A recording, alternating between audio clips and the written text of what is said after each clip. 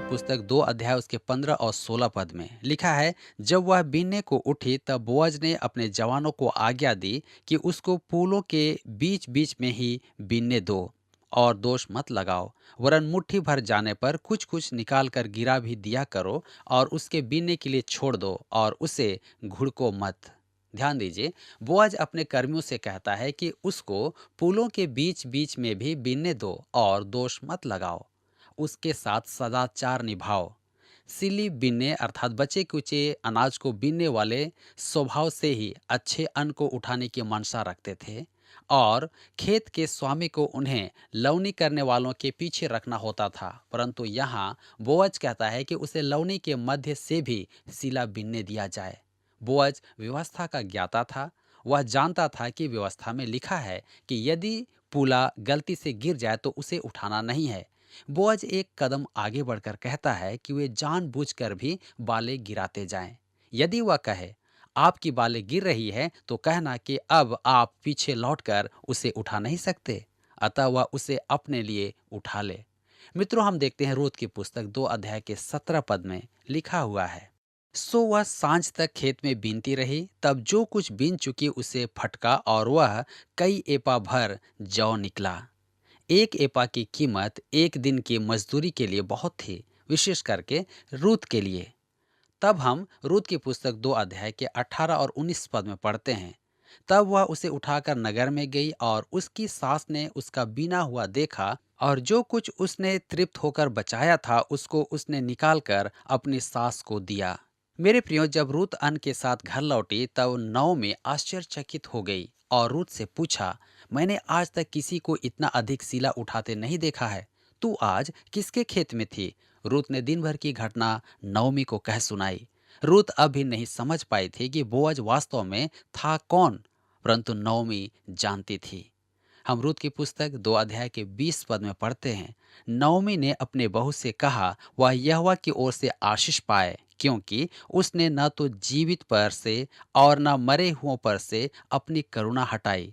फिर नओमी ने उससे कहा, वह पुरुष तो हमारा एक कुटुंबी है, वरन उनमें से है जिनको हमारी भूमि छुड़ाने का अधिकार है। मित्रों, ध्यान दीजिए, कुटुंबी छुड़ाने हारे की व्यवस्था हमारे लिए अति विचित्र है, क्योंकि हमारे विधि विधान में इसके तुल्य कोई नियम नहीं है। यह परमेश्वर की व्यवस्था थी जो उसने अपनी प्रजा को संभालने के लिए बनाई थी। परमेश्वर ने भूमि और मनुष्य दोनों ही के लिए व्यवस्था दी थी।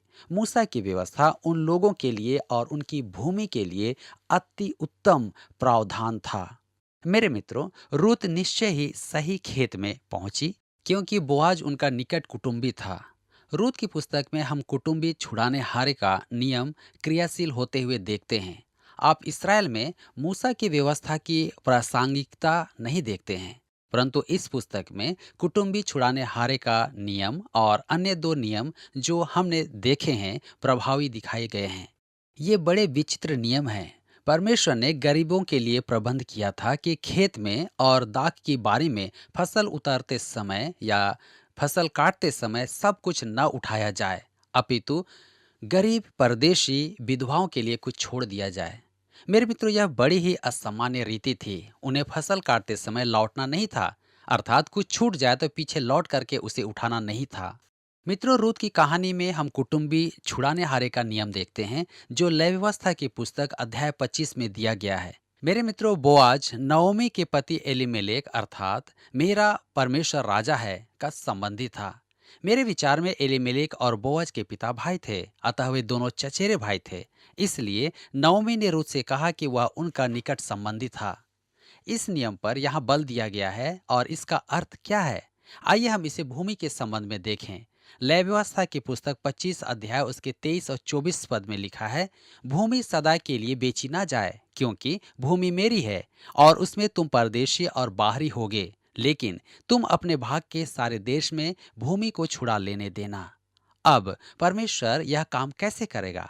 देखिए, व्यवस्था विवरण की पुस्तक 25 अध्याय के 25 पद में लिखा है, यदि तेरा कोई भाई बंधु कंगाल होकर अपनी निजी भूमि में से कुछ बेच डाले तो उसके कुटुंबियों में से जो उसके सबसे निकट हो वह आकर अपने भाई बंधु के बेचे हुए भाग को छुड़ा ले। मित्रों, यह भूमि के संबंध में कुटुंबी छुड़ाने हारे का नियम था, अर्थात कोई रिश्तेदार या कुटुंबी उस भूमि को छुड़ा सकता था। आइए हम इसे व्यवहारिकता में देखें। जब इसराइल वहां आया था तो वह परमेश्वर की प्रतिज्ञा का देश था, और उनका उस पर अधिकार तब तक ही था जब तक वे परमेश्वर के प्रति निष्ठावान बने रहे। उन्होंने परमेश्वर से विश्वासघात किया तो परमेश्वर ने उन्हें देश से बाहर निकाल दिया। परमेश्वर ने उनसे कहा, यह भूमि मेरी है और मैं सदा के लिए इसे देता हूँ। मेरे मित्रों, परमेश्वर ने उन्हें मालिकाना अधिकार दिया और उनके पास वह अधिकार आज भी है। परमेश्वर ने वह संपूर्ण देश उनके गोत्रों में बांट दिया। कुछ बाइबल पुस्तकों के अंत में मानचित्र दिए गए हैं, वहां आप भूमि का बंटवारा देख सकते हैं। अब हर एक गोत्र में प्रत्येक कुल का अपना अपना भूभाग था। अब यदि किसी की भूमि में लगातार 2-3 वर्ष अच्छी फसल ना आए तो स्वाभाविक है कि वह कंगाल हो जाएगा। अकाल का कारण भी परमेश्वर के प्रति उनकी अनिष्ठा थी। अब वह क्या करेगा? वह अपनी भूमि को बेच डालेगा। जिसके पास पैसा है वह उसकी भूमि को खरीद लेगा, परंतु केवल 50 वर्ष के लिए, क्योंकि जुबली वर्ष में भूमि उसके स्वामी के पास पुनः आ जाएगी। इस व्यवस्था के द्वारा भूमि परिवार में ही रहती थी, परंतु जुबली वर्ष बहुत लंबे समय के बाद आता था, और अति संभव था कि जुबली वर्ष के आते आते अधेड़ मनुष्य जीवित ही न रहे, तो उसके पुत्र को वह भूमि प्राप्त होती थी। अब उस व्यक्ति का कोई समृद्ध संबंधी, चचेरा भाई, और वह उसकी सहायता करना चाहता है, तो वह आकर ऋण चुका दे और जुबली वर्ष के पूर्व अपने भाई को उसकी भूमि दिलवा दे। अब जुबली वर्ष में इस संबंधी को मुक्ति धन का भुगतान किया जाएगा। यह परमेश्वर की व्यवस्था थी। ऐसा मुक्तिदाता भाई या चाचा होना तो बड़े सौभाग्य की बात है या नहीं? जी हाँ, यह व्यवस्था भूमि से ही संबंधित नहीं थी, यह व्यवस्था मनुष्यों से भी संबंधित थी। देखिए, लय व्यवस्था की पुस्तक अध्याय 25 उसके 47 और 48 पद में लिखा है, फिर यदि तेरे सामने कोई परदेशी या यात्री धनी हो जाए और उसके सामने तेरा भाई कंगाल होकर अपने आप को तेरे सामने उस परदेशी या यात्री या उसके वंश के हाथ बेच डाले, तो उसके बिक जाने के बाद वह फिर छुड़ाया जा सकता है। उसके भाइयों में से कोई उसको छुड़ा सकता है। जी हाँ, यदि किसी की परिस्थिति ऐसी बुरी हो कि वह अपनी भूमि गिरवी रखने के बाद भी किसी कारणवश परिवार का व्यय नहीं उठा पा रहा है और उसे विवश होकर स्वयं को दासत्व में बेचना पड़े, और जुबली वर्ष मानो 49 वर्ष बाद आएगा, तो संभवतः वह दासत्व में ही मर जाएगा। परंतु यदि उसका चाचा या चचेरा भाई आकर और कहे कि वह अपने भतीजे या भाई को दास देखना नहीं चाहता, वह उसकी कीमत चुका देता है, तो वह दास स्वतंत्र हो गया, क्योंकि उसके चाचा या भाई ने उसे छुड़ा लिया है। अब वह स्वतंत्र है। मेरे मित्रों, कुटुंबी छुड़ाने हारा या छुड़ाने वाला प्रभु यीशु मसीह का प्रतीक है। मसीह हमारा कुटुंबी छुड़ाने हारा है। यही कारण है कि नए नियम में मुक्ति शब्द काम में लिया गया है, न कि मेल कराना, क्योंकि मेल कराने में पाप ढांके जाते हैं। मित्रों, मुक्ति का अर्थ है कि धन देकर छुड़ाना, जिससे कि मुक्ति प्राप्त स्वतंत्र हो जाए। मसीह हमारी मुक्ति के लिए ही नहीं, इस पृथ्वी की मुक्ति के लिए भी मरा था। हमारी यह पृथ्वी एक दिन भ्रष्टाचार से मुक्ति पाएगी और नया आकाश तथा नई पृथ्वी प्रकट होंगे। यह मसीह की मुक्ति है। मेरे प्रियो, बाइबल में कुटुंबी मुक्तिदाता का एकमात्र उदाहरण बोअज है। यही कारण है कि रूत की पुस्तक पर लिखा हुआ यह मुक्ति का प्रेम पक्ष प्रकट करता है। यहाँ एक कुटुंबी छुड़ाने हारा है, परंतु उसे क्षमता में कम नहीं करना है। हम देखेंगे कि बोअज से पहले एक और निकट कुटुंबी है, परंतु वह पीछे हट जाता है। उसे रूत की चिंता नहीं थी, परंतु बोअज उससे प्रेम करता था। यही तो अंतर है। आवश्यक नहीं था कि परमेश्वर हमें मुक्ति दिलाता, क्योंकि हम तो भटके हुए पापी थे। वह तो तब भी पवित्र और न्यायी परमेश्वर ही रहता, परंतु वह हमसे प्रेम करता था। अतः आपने देखा कि मुक्ति द्वारा उद्धार एक प्रेम कथा है, जो यहाँ साधारण शब्दों में प्रकट की गई है, जिसके पात्र मोआबी लड़की और इसराइल का बोअज है। आइए हम रूत की पुस्तक 2 अध्याय उसके 21 से 23 पद को पढ़ें, जहां पर लिखा हुआ है, फिर रूत मोआबिन बोली, उसने मुझसे यह भी कहा कि जब तक मेरे सेवक मेरी सारी कटनी पूरी न कर चुके, तब तक उन्हीं के संग संग लगी रह। नौमी ने अपनी बहू रूत से कहा, मेरी बेटी, यह अच्छा भी है कि तू उसी की दासियों के साथ साथ जाया करे और तुझसे दूसरे के खेत में न मिले। इसलिए रूत जौ और गेहूं दोनों की कटने के अंत तक बीनने के लिए बोअज की दासियों के साथ साथ लगी रही और अपनी सास के यहाँ रहती थी। मेरे मित्रों, कटनी पूरी करने में लगभग 6 सप्ताह का समय लगा और 6 सप्ताह आप प्रतिदिन दोपहर को बैतलहम में ज्योतिषी नहीं, चरवाहे नहीं, यूसुफ और मरियम नहीं, परंतु बोअज और रूत को देखते हैं। बोअज रूत का प्रेम पुजारी हो गया था और बैतलहम में अफवाह भी थी, हमारा सबसे योग्य कुंवारा प्रेम जाल में फंस गया। मेरे मित्रों, मुझे पूरा विश्वास है कि नवमी उन्हें साथ साथ आते देखती होगी और वह जानती थी कि अब कुछ करना होगा। रूत की स्थिति अलग ही थी। बोअज उससे प्रेम करने लगा था और वह उसे छुड़ाना चाहता था। एक प्रेमी उद्धारकर्ता जो अति अद्भुत है। वह 2000 वर्ष पूर्व इस पृथ्वी पर आया कि हमें पापों से छुड़ा ले। मेरे मित्रों, अब कटनी का समय समाप्त होगी, दावनी का समय आ गया है और यह तो स्पष्ट है कि रूत अपना अधिकार नहीं मांग रही है। इसलिए नवमी को अब परिस्थिति संभालना है। रूत की स्थिति इस समय अत्यधिक असामान्य है और मेरे विचार में इस अध्याय की घटनाओं को समझने के लिए आवश्यक है कि मूसा की व्यवस्था में तीसरा नियम समझें जो यहाँ लागू होता है। यह नियम भी हमारे लिए बड़ा ही विचित्र है। दो ऐसे विचित्र नियम हम पहले देख चुके हैं। मेरे मित्रों, हमें उस युग का दावनी या स्थान या फर्श और उसका महत्व भी समझना आवश्यक है। अब आप यदि सोचें कि जो नियम हमने अब तक देखे हैं वे विचित्र हैं, तो इस नियम को देखें जिसे हम व्यवस्था विवरण की पुस्तक 25 अध्याय उसके 5 से 9 पद में पढ़ते हैं। लिखा है, जब कई भाई संग रहते हों और उनमें से एक निपुत्र मर जाए तो उसकी स्त्री का विवाह पर गोत्री से न किया जाए। उसके पति का भाई उसके पास जाकर उसे अपनी पत्नी कर ले और उससे पति के भाई का धर्म पालन करे। और जो पहला बेटा उस स्त्री से उत्पन्न हो वह उस मरे हुए भाई के नाम का ठहरे, जिससे कि उसका नाम इसराइल में मिट न जाए। यदि उस स्त्री के पति के भाई को उससे विवाह करना ना भाए या अच्छा ना लगे, तो वह स्त्री नगर के फाटक पर वृद्ध लोगों के पास जाकर कहे, मेरे पति के भाई ने अपने भाई का नाम इसराइल में बनाए रखने से मना कर दिया है और मुझसे पति के भाई का धर्म पालन नहीं करना चाहता है। तब उस नगर के वृद्ध लोग उस पुरुष को बुलवाकर उसे समझाएं और वह अपनी बात पर अड़ा रहे। तब कहे, मुझे इससे विवाह करना नहीं भावता। तो उसके भाई की पत्नी उन वृद्धों के सामने उसके पास जाकर उसके पांव से जूती उतारे और उसके मुंह पर थूक दे और कहे, जो पुरुष अपने भाई के वंश को चलाना न चाहे उससे इसी प्रकार का व्यवहार किया जाएगा। मेरे मित्रों, मेरे विचार में आप स्वीकार करेंगे कि यह एक विचित्र नियम है। जहां तक मैं जानता हूं कि रूत की पुस्तक ही धर्मशास्त्र में इसका उदाहरण देती है, परंतु यह नियम सबसे अधिक लागू हुआ होगा क्योंकि यह निसंतान मृतक परिप्रेक्ष्य में लागू होता था। मित्रों, अब यह परिस्थिति देखिए। मान लीजिए कि एफ्रेम के पहाड़ी प्रदेश में एक पुरुष रहता है जिसे आज सामरिया के नाम से भी जाना जाता है और उसके अनेक पुत्र हैं। उसका एक पुत्र लालटेन साफ करके रखता है और अंधेरा होने पर उसे जलाता है और सीटी बजाता हुआ सड़क पर चल देता है। उसका एक भाई अन्य भाइयों से कहता है, वह जा कहाँ रहा है? वे कहते हैं, पता नहीं। बहुत रात बीत जाने पर वह सीटी बजाता हुआ लौटता दिखाई देता है। वह घर में आ जाता है परंतु किसी से कुछ नहीं कहता। वे उससे पूछते तो कुछ नहीं है परंतु अचंभा अवश्य करते हैं। अगली रात वह फिर निकल पड़ता है। उसके भाइयों की उत्सुकता बढ़ती है, अतः प्रातःकाल वे उससे पूछते हैं। अब तीसरी रात जब वह बाहर जाकर लौटता है तब उसके भाई उसके सामने आते हैं और उससे पूछते हैं कि तू कहाँ गया था? ओह, बस वहाँ नीचे गया था। वे कहते हैं, हम जानते हैं कि वहाँ एक नया पड़ोसी आया है। वह कहता है, हाँ आया है। तब दूसरा भाई कहता है कि उनकी एक पुत्री है। तब वह कहता है, हाँ है। वे उससे पूछते हैं, क्या यह सच है कि तू उसके पास गया था? वह जवाब देता है, हाँ मैं उसके पास गया था और अच्छे पड़ोसी होने का प्रयास कर रहा हूँ। इस कारण मैं उनसे भेंट करने गया था। तब वे कहते हैं, हम विशेष करके यह जानना चाहते हैं कि तू उस लड़की से मिलने गया था।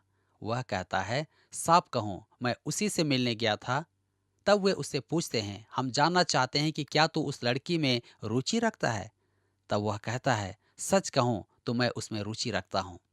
तब वे कहते हैं, हमने उस लड़की को ध्यान से देखा है और हमें वह स्वीकार नहीं है। हमारे विचार में हमें पारिवारिक सभा करना है, क्योंकि यदि तुझे कुछ हो गया तो हम में से किसी एक को उससे विवाह करना पड़ेगा। मूसा की व्यवस्था के अनुसार वह उनमें से किसी एक से विवाह करेगी यदि उसके पास संतान नहीं हुई। अब वह कहता है, मैं उससे विवाह करूंगा क्योंकि मैंने आज उससे पूछा था और वह तैयार भी है। और तब वे कहते हैं, हमारे विचार में तुझे डॉक्टर के पास जाकर जांच करवाना चाहिए कि तू पूर्ण स्वस्थ है या नहीं, क्योंकि हम तो उससे विवाह नहीं करेंगे, हम उसे पसंद नहीं करते हैं।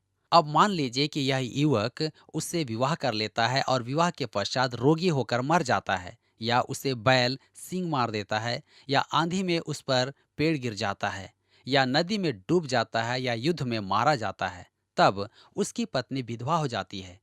अब वह किसी भी भाई से विवाह करेगी और वह उसे इनकार करेगा तो परेशानी में पड़ जाएगा। अब वह विरोध करे, हमने तो अपने भाई को चेतावनी दी थी कि इस स्त्री से विवाह न करे, मैं तो इससे विवाह नहीं करना चाहता हूँ। वह उसे वृद्धों के सभा में ले जाएगी, और यदि वह वहां भी इनकार करे तो वह आगे बढ़कर उसकी जूती लेकर उसके मुंह पर थूक देती है। मेरे मित्रों, इसका अर्थ है कि उसका अपमान हुआ। कोई भी पुरुष इस सीमा तक गिरना नहीं चाहेगा। अतः आप देख सकते हैं कि यह भी एक बड़ा विचित्र नियम है जो निसंतान विधवा को अदैत्य स्थिति में रखता है। इससे उसकी स्थिति सर्वदा बदल जाती है। अब वह किसी भी भाई पर दावा कर सकती है, और सच तो यह है कि यह मृतक पति के प्रति उसका कर्तव्य है। मेरी समझ में यह उस युग में परिवार को एकता में रखने के लिए था। इस नियम के कारण परिवार का प्रत्येक सदस्य का एक उत्तरदायित्व हो जाता था कि वह अपने भाई के जीवन साथी का चयन में सहभागी हो, क्योंकि उसके चुनाव का प्रभाव उन पर भी पड़ता था। मेरे मित्रों, यह नियम परमेश्वर की व्यवस्था था, और परमेश्वर के मन में इसके निमित्त दो उद्देश्य थे, अधिक भी हो सकते हैं। पहला तो यह था कि वह स्त्री जाति को सुरक्षित रखना चाहता था। अब स्वयं ही समझ सकते हैं कि यदि किसी स्त्री का पति मर जाए और अपनी पत्नी के लिए खेत, दाखबारी और भेड़ छोड़ जाए तो निश्चय ही उसे उनकी देखभाल में कठिनाई का सामना करना पड़ेगा। अतः वह तुरंत ही अपने पति के किसी भाई या निकट कुटुंबी का दावा करेगी, और उसे निर्णय लेना ही होगा। यह नियम स्त्री की रक्षा के लिए था। मैंने आलोचना सुनी है कि बाइबल पुरुषों का पक्षपात करती है। मेरे मित्रों, यदि कोई ऐसा कहता है तो स्पष्ट है कि उसने बाइबल सावधानी पूर्वक नहीं पढ़ी है। यदि कोई यह सोचे कि पुरुष के पास बचने की आशा है तो यहाँ वह संभव नहीं है। मित्रों, इसका दूसरा कारण यह है कि परमेश्वर भूमि के अधिकारों की भी रक्षा करना चाहता था। परमेश्वर ने इसराइल को प्रतिज्ञा का देश और गोत्र को अपना अपना भूभाग ही नहीं, प्रत्येक परिवार को भूमि का एक भाग दिया था। सबकी अपनी अपनी भूमि थी। जैसा हमने देखा है कि कोई परिवार अपनी भूमि बेच सकता था, परंतु वह जुबली वर्ष में उसके पास लौट आती थी। यह भी संभव था कि पति के मरणोपरांत या मरने के बाद उसकी विधवा किसी परदेशी से विवाह कर ले तो उस परिवार की भूमि या संपत्ति परदेशी के हाथ लग जाएगी। और यही कारण था कि परमेश्वर ने संपदा या धन को परिवार में और राष्ट्र में सुरक्षित रखने के लिए, वरन उसी गोत्र में रखने के लिए, निकट कुटुंबी से विधवा के पुनर्विवाह का प्रावधान किया था कि संपत्ति स्वामित्व परिवार ही में बनी रहे। मेरे मित्रों, हमें यह नियम बड़ा ही विचित्र लगता है, परंतु इसराइल के लिए यह सुलभ व्यवस्था थी। अब रूत निसंतान विधवा थी और उसके पति की संपदा या संपत्ति उनके हाथ में नहीं थी, क्योंकि वह और नवमी गरीब थे। उसके पास अधिकार था कि वह बोअज का दावा करे, क्योंकि वह उनका निकट कुटुंबी था। नवमी ने भी स्पष्ट कर दिया था कि वह कुटुंबी छुड़ाने हारा है। मेरे मित्रों, सच तो यह है कि बोअज भी इस ओर परिश्रम कर रहा था, परंतु उसके हाथ बंधे थे। नियम के अनुसार रूत को पहल करना आवश्यक था। वह उसका दावा करेगी। आगे चलकर हम देखेंगे कि बोअज से पहले एक और निकट कुटुंबी है, और यदि रूत चाहे तो उसका दावा कर सकती है। बोअज नहीं जानता था कि वह किसे चाहेगी, अतः उसे प्रतीक्षा करना था। अब क्योंकि रूत पहल नहीं कर रही है, अतः नहोमी उससे कहती है, तुम्हें बोझ पर प्रकट करना होगा कि तुम उसे कुटुंबी छुड़ाने हारा बनाना चाहती हो। मेरे मित्रों, अब हम एक बड़ी विचित्र परंपरा को देखेंगे। अतः उसे समझने के लिए आवश्यक है कि उस युग के खलिहान को समझें। देखिए, परमेश्वर ने इन लोगों के लिए कैसी अद्भुत व्यवस्था की हुई थी, क्योंकि उनका मुख्य व्यवसाय खेती था। अतः कृषि संबंधित अनेक नियम हैं। मूसा की व्यवस्था केवल मनुष्यों के लिए ही नहीं, भूमि के लिए भी थी, और विशेष एवं विलक्षण रीति से। यहाँ खलिहान और उस युग की परंपरा के संबंध में नियम थे। खलिहान प्रायः पर्वत के ऊपर होते थे, जिससे कि वायु प्रवाह के द्वारा भूसा उड़ाया जा सके। दाखरस का कुंड इसका सर्वथा विपरीत होता था। वह पहाड़ के नीचे होता था कि अंगूर उठाकर लाने में आसानी हो।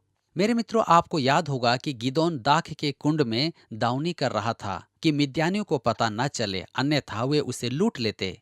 वहीं परमेश्वर का स्वर्गदूत प्रकट हुआ और उससे कहा, हे शूरवीर सुरमा, जिसे हम न्यायों की पुस्तक 6 अध्याय के 12 पद में देखते हैं। देखिए, परमेश्वर भी विनोदी स्वभाव रखता है। गिदोन पहाड़ की चोटी की अपेक्षा नीचे दाख के कुंड में मायातुर अर्थात डर से दावनी कर रहा था। आप उसकी हताशा को देख सकते हैं। वह अन्न ऊपर उछालता है और भूसा लौटकर उसी के ऊपर गिरता है, क्योंकि वहां हवा ही नहीं है। मेरे विचार में वह बहुत ही निराश रहा होगा। तभी तो परमेश्वर का स्वर्गदूत आकर कहता है, हे शूरवीर सुरमा। गिदोन ने पलट कर देखा होगा कि वह किससे बात कर रहा है। जब उसने देखा कि वहां अन्य कोई नहीं है, तो उसने कहा, कौन? मैं? मुझे तू सुरमा क्यों कहता है? मैं तो एक कायर मनुष्य हूँ। मेरे मित्रों, वह कायर ही था। परमेश्वर का धन्यवाद हो कि वह एक कायर को भी काम में ले सकता है, यदि वह समर्पित हो। जब उसने परमेश्वर को समर्पण कर दिया, तब वह केवल 300 निहत्थे मनुष्यों के साथ मिद्यानियों पर विजयी हुआ। मेरे मित्रों, आज हमारे लिए यह कैसे प्रोत्साहन की बात है कि रूत की कहानी न्यायों के युग की है, परंतु उस स्थिति में जब इस्राएल परमेश्वर की भक्ति में था। आप स्मरण कीजिए कि नओमी ने मोआब में सुना था कि इस्राएल में अकाल अर्थात परमेश्वर का दंड समाप्त हो गया है। संभवतः इस्राएल में शांति थी और खलिहान फिर से पहाड़ी पर थे। अब हम यह खलिहान देखते हैं। फर्श चिकनी मिट्टी का स्वच्छ स्थान था और सामान्यतः खलिहान गोलाकार होता था और उसके चारों ओर चट्टानें लगाई जाती थी। वे आज भी वही पुराने विधि काम में लेते हैं। कटनी के बाद अन्न खलिहान में लाया जाता था और दोपहर बाद हवा चलती है और कभी कभी मध्य रात्रि तक चलती रहती है। जब तक हवा चलती थी, वे दावनी करते रहते थे। पूले फर्श पर डाल दिए जाते थे और बैल उसे रौंदता था। इसके बाद कर्मी कांटे से उसे हवा में उछालते थे कि भूसा हवा में उड़ जाए और अन्न का दाना फर्श पर गिरे। जब हवा रुक जाती थी, तो किसी भी समय सूर्यास्त या रात के 9 बजे या मध्य रात्रि, तब वे धार्मिक उत्सव मनाते थे। मेरे मित्रों, वर्ष के इस समय सब परिवार खलिहान के पास एकत्र होते थे, अर्थात बड़ी संख्या में लोग वहां होते थे। उत्सव समाप्त होने पर पुरुष अन्न के ढेर के पास ही सो जाते थे, क्योंकि खलिहान गोलाकार था और वे अपने सिर गेहूं की ओर और पांव बाहर की ओर रखकर सोते थे। देखने में ऐसा लगता था कि ये तीलियां हैं, या इसलिए कि चोरों से अन्न की रक्षा की जाए। मेरे प्रियो, यह समय अच्छी फसल के लिए परमेश्वर को धन्यवाद देने और आनंद मनाने का होता था। इसराइल के अनेक पर्व जैसे पहले फसह का पर्व या पहले फल का पर्व, पेंतीकोस्त का पर्व आदि सब खलिहान से ही संबंधित थे। वे विपुल फसल के लिए परमेश्वर की स्तुति में भजन गाते थे। मित्रों, आप कल्पना कर सकते हैं कि वे सब वहां पहाड़ पर एकत्र हैं और स्वर्ग की ओर निहारते हुए भजन गा रहे हैं।